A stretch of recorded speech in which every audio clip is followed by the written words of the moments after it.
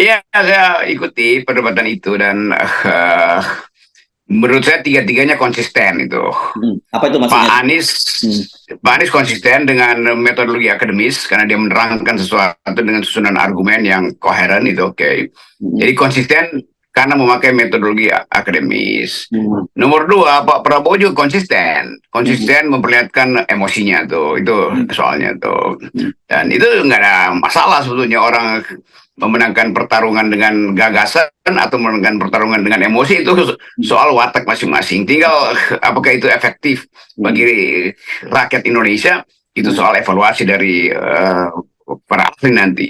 Hmm. Ganjar juga konsisten, konsisten untuk jadi motivator gitu. Jadi Ganjar Apa itu? Apa maksudnya ini?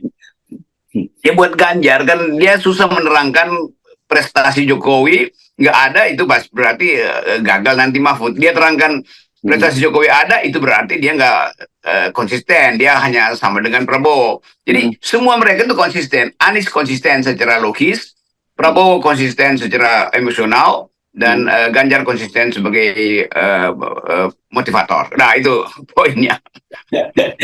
Oke, tapi begini, ini yang di luar ekspektasi kan ternyata tadinya kita nganggap bahwa publik sekarang mulai skeptis dengan debat-debat itu, apalagi dengan perdebatan kemarin soal KPU yang terkesan melindungi salah satu paslon dan sebagainya begitu, dan kemudian juga di tengah kecurangan-kecurangan yang ada, tapi ternyata tadi malam publik itu antusias dan itu juga dikonfirmasi oleh jajak pendapat gitu, karena ternyata Kompas yang melakukan dulu jajak pendapatnya menarik ini. Dia menyatakan bahwa publik itu menyatakan bahwa sekarang ini sangat menarik. Saya kira menariknya itu karena tadi malam justru para kandidat yang mengambil alih show-nya ya, bukan para moderator dan panelis ya. Gitu. Itu pentingnya begitu isu itu dibuka, burning isunya diucapkan, semua kandidat berupaya untuk mengeksploitasi isu itu kan. Ya. Isu demokrasi itu pasti Anies langsung berapi-api itu. Hmm. Isu HAM juga demikian tuh. Tapi Prabowo ada poin, dia tetap menganggap bahwa ya itu kalian hanya mampu untuk menyerang gue kalau lagi kompetisi, padahal udah berkali-kali isu itu diucapkan kan. Itu juga saya kira fairness dari Prabowo menganggap bahwa ya ngapain gue dikulitin kalau dari awal sebetulnya isu sudah selesai itu.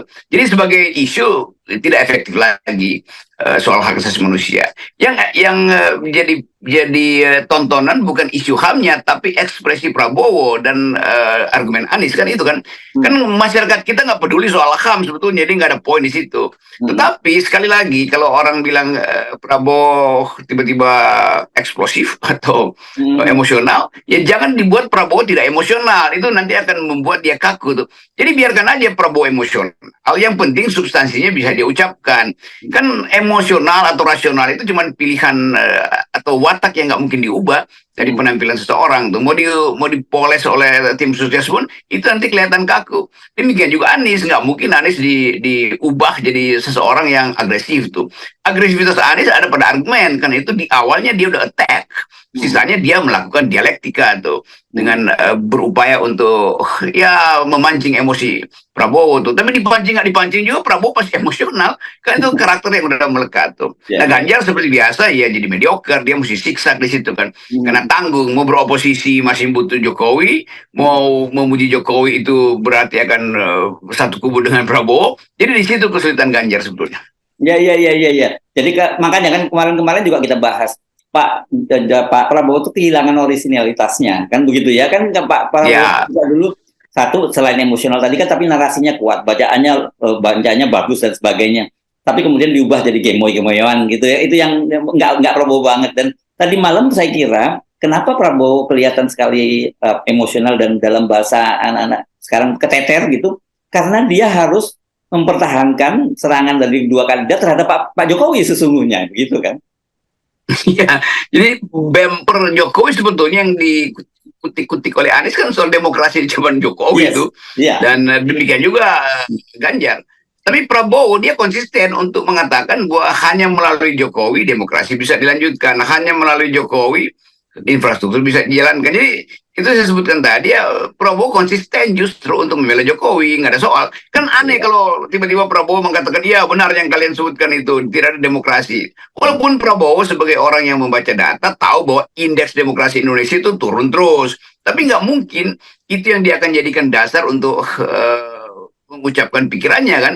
Jadi tetap Anies berupaya untuk memperlihatkan bahwa pengetahuan dia tentang demokrasi melampaui Prabowo. Prabowo tetap menganggap bahwa Anies salah karena demokrasi Indonesia itu walaupun indeksnya turun, fakta yang diucapkan oleh Prabowo ada soal kedudukan Anies. Itu sama dengan debat-debat mahasiswa kalau saya lagi kritik, kalau Rocky Gerung itu kalau zaman Orde Baru udah hilang kepalanya tuh.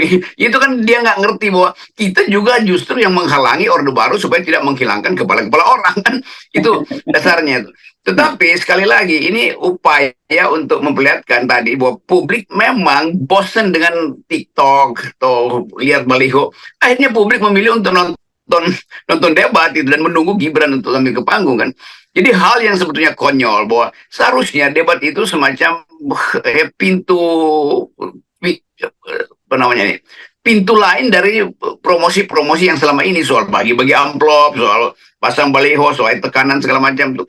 Jadi publik menganggap bahwa daripada kita nonton orang bagi-bagi amplop atau bagi-bagi BLT, mending nonton hal yang ditunggu-tunggu orang yang udah dipanasin oleh pers. Nanti debatnya itu akan terlihat siapa yang dungu, siapa yang takut masuk arena. Jadi publik sudah dikondisikan untuk menonton duel itu. Dan tadi malam memang ada duel. Ya, ya. Dan itu dia. Karena itu tadi makanya penonton ini jajak pendapatnya Kompas ya, kita lagi-lagi mengutip ya Bung Rocky, karena mereka yang melakukan pendapat ya itu memang sangat menarik. Dan yang lebih menarik lagi adalah data ini soal bagaimana penampilan para kandidat. Ini penilaian Kompas ya. Penonton Kompas disebutkan bahwa ya paling unggul memang Anies ya, secara overall disebutkan angkanya jauh di atas itu. Anies 37,37 sekian persen, kemudian Ganjar 22% dan kemudian Pak Prabowo paling rendah di situ 21%, nggak selisih jauh dengan Ganjar gitu ya. Jadi sebenarnya harusnya tadi malam tuh Ganjar yang mestinya juga ngambil peran seperti itu gitu ya. Tapi betul dia in between mainnya begitu ya. Ya itu soal juga yang perlu diperhatikan soal estetika panggung itu kan. Kan di Amerika debat itu bahkan diukur berapa lumen, berapa kekuatan cahaya yang menyorot dari kiri dan kanan supaya ekspresi dari si kandidat itu betul-betul dimaksimalkan tuh. Nah Pak Prabowo pakai baju yang kurang ekspresif sebetulnya tuh. Yang lain pakai jas dan itu Anies pakai jas dan itu sebetulnya lebih kelihatan kewibawaan itu kan. Dibayangin kalau ada orang naik pakai kaos oblong di situ kayak gue misalnya, kalau saya pakai kaos oblong ya nggak ada pengaruhnya kan. Tetapi seorang presiden itu dia memang diwacanakan atau diimajinasikan tampil secara neat, secara neces gitu. Nah, itu hanya ada pada Anies. Jadi Anies juga dapat sponsor positif melalui apa namanya nih, jasnya dia itu kan.